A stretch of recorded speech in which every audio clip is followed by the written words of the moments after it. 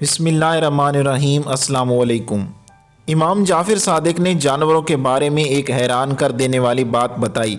आपने फरमाया, परिंदे, कीड़े और जानवर भी यकीनी तौर पर तबई मौत मरते हैं, लेकिन इन तबई मौत मरने वाले परिंदों के मुर्दा जिस्म किसी को नज़र नहीं आते।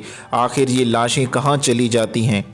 इसी के बारे में आज की वीडियो में हम बात करेंगे। वीडियो शुरू करने से पहले आपसे गुजारिश है कि आप हमारा चैनल सब्सक्राइब कर लें और सब्सक्राइब के बटन के साथ घंटी के निशान पर क्लिक करें ताकि आपको हमारी नई आने वाली वीडियो के मुतालिक नोटिफिकेशन मिलता रहे। मसलन हमारे इलाकों में बेशुमार परिंदे, बिल्लियाँ, चूहे और दूसरे जानवर पाए जाते हैं। जानवर भी अपनी तबई मौत मरते हैं। रोज़ाना हज़ारों परिंदे और दूसरे जानवर मरते होंगे, लेकिन इनके मुर्दा जिस्म हमें कहीं नज़र नहीं आते। अलबत्ता इन मुर्दा जानवरों की लाशें हमें नज़र आती हैं, जो कैद में मार जाएं या उन्हें जहर दे दिया हो, या शिकारी ने या किसी दूसरे परिंदे ने उसे घायल किया हो। आहिस्ता आहिस्ता दम निकलते हुए अपने किसी जानवर को नहीं देखा होगा, यहाँ तक कि किसी चींटी को भी नहीं।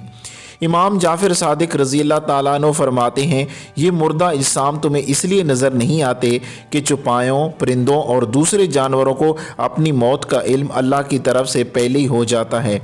वो इस मुकर्रर वक्त से पहले पहले पहाड़ों की गारों, कुओं, दरख्तों के खोखले तनों, ज़मीन के सुराखों या गहरे गढ़ों में जाकर बैठ जाते हैं और वहीं मर जाते हैं। ये अल्लाह का निज़ाम है जिसकी वजह से आज इंसान सुकून से सांस ले रहा है, वरना अगर बाकी जानवरों, कीड़ों को छोड़कर सिर्फ परिंदों को लिया जाए तो एक अंदाजे के मुताबिक दुनिया में परिंदों की तादाद 700 अरब है। अगर ये परिंदे सरेआम तबई मौत मरते तो ज़मीन पर कदम रखने तक की जगह न मिलती। हर तरफ इनके मुर्दा जिस्म होते जो गंदगी और बेशुमार बीमारियों का सबब बनते। तो इसीलिए हम कह सकते हैं कि और तुम अपने परवरदिगार की कौन कौन सी नेमतों को झुटलाओगे।